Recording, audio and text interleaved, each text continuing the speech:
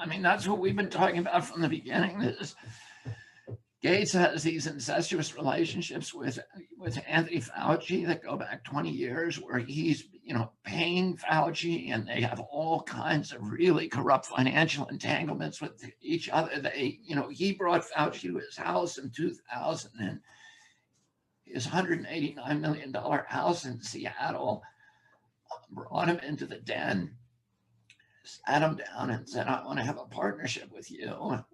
The way that Fauci explains it is that Fauci would develop the drugs and then pass them on to the drug companies, to Merck, Sanofi, Gilead, Johnson & Johnson. Gates would then guarantee markets in Africa through his control of WHO. Oh, wow.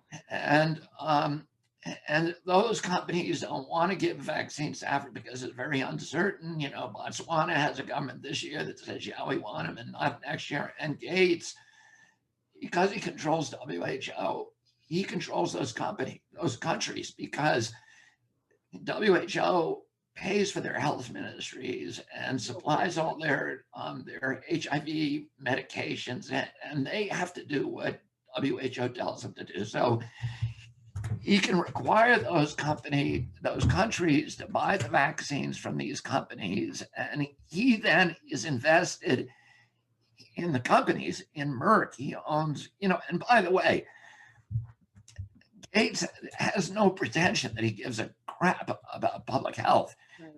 His other investments are in tobacco companies, in processed foods, in Coca-Cola, in Cargill, in Monsanto, in Philip Morris, Kraft, cheese, and then all the oil companies, which he owns stakes in virtually all of them. So he's not a guy who cares about climate, Right. or who cares about public health. He's a guy who cares about control.